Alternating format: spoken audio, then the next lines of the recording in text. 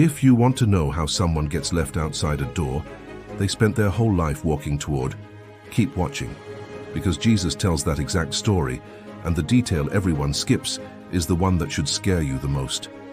Last time, we stopped right at the edge of something massive, Jesus comparing his return to lightning, sudden, unmistakable, already over by the time you notice it, and he ended that section with one command: be ready. But here's the question nobody asks. Ready how? Jesus doesn't leave that hanging.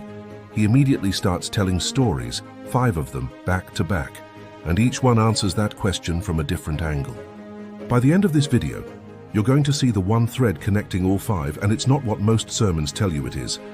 Let's start with the strangest one, the one about Noah. Jesus says that when he returns, it will be as the days of Noah were.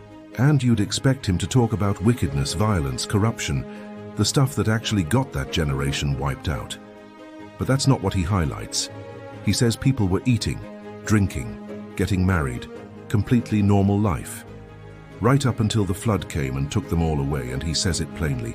They knew not until the flood came. Read that again. They didn't know. Not because the warning wasn't given, Noah preached for over 100 years while he built that ark, but because ordinary life was loud enough to drown it out. That's the part that should unsettle you. The danger Jesus describes isn't rebellion, it's distraction, and that raises an uncomfortable question we're going to come back to later, because distraction doesn't look like sin. It looks like a completely normal Tuesday. So if normal life can blind a whole generation, what's the alternative? Jesus answers that with a story about 2 servants. And on the surface, they sound almost identical. Picture a master leaving his house in the hands of a servant, telling him to keep things running. One servant does exactly that, faithfully, day after day, whether or not the master is watching. The other servant says something chilling. My Lord delayeth his coming, that's it. That's the entire turning point of his story. Not there is no master.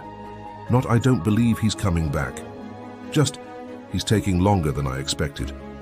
And because of that one sentence, he starts treating the people under his care badly and living for himself, assuming he's got time.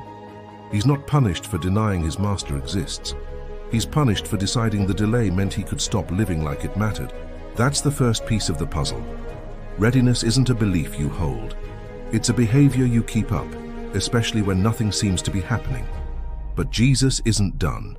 The next story is the one almost no one fully understands, because of one object that shows up out of nowhere. 10 bridesmaids. All 10 fall asleep waiting for the groom, even the wise ones. So falling asleep isn't the problem. The difference shows up the moment the cry goes out at midnight.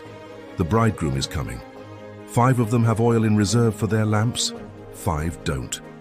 When the 5 who ran out ask to borrow some, they get told no. Why can't oil be shared? That detail has generated more debate than almost anything else, but look at what oil represents throughout Scripture. It's consistently tied to something internal, something that has to be cultivated in a person over time. A relationship, a walk with God. You cannot borrow someone else's relationship with God in the moment it's required. That's the part that should land hard. The 5 who ran out finally reach the door, they knock. And Jesus doesn't say, I don't know you. He says, I never knew you. That's someone who was never actually known, despite being in the room the whole time, holding a lamp, looking the part. Right after that, Jesus tells a story about a master who hands out money to 3 servants, 5 units to one, 2 to another, 1 to the last. The first 2 go invest what they were given and double it. The third does something that sounds almost responsible. He buries his money. The harshest judgment doesn't go to someone who lost the money. It goes to the one who did nothing with it at all, out of fear. That servant was punished for never trying, because he'd already decided in his head what kind of master he was dealing with. And that connects straight to the last story Jesus tells, the one with the highest stakes of all, the sheep and the goats. What determines the side isn't a theology quiz. It's whether they fed the hungry, welcomed the stranger, or visited the sick. He says whatever was done for the least of these, it was done for him. This isn't a checklist for earning your way in. So now we've got 5 stories. A flood, a servant, a lamp, a fear that froze someone, and a love that showed up in small acts. Paul picks up this imagery. He says the day of the Lord will come as a thief in the night, sudden, while people are saying peace and safety, but ye, brethren, are not in darkness. Paul calls believers children of light. The instruction: stay awake, stay sober, stay alert.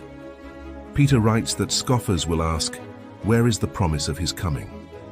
Things have always continued exactly as they are, they say. Peter's answer reframes everything. He says God isn't slow, he's patient, not willing that any should perish. The delay is mercy. Readiness was never a feeling or a guess about timing. It was a daily, ordinary, unglamorous way of living, staying awake. If today were the day, would you be found doing what you were left here to do? Or would you be found assuming you still had time? What do you think the oil really represents? Drop it in the comments. I read every single one.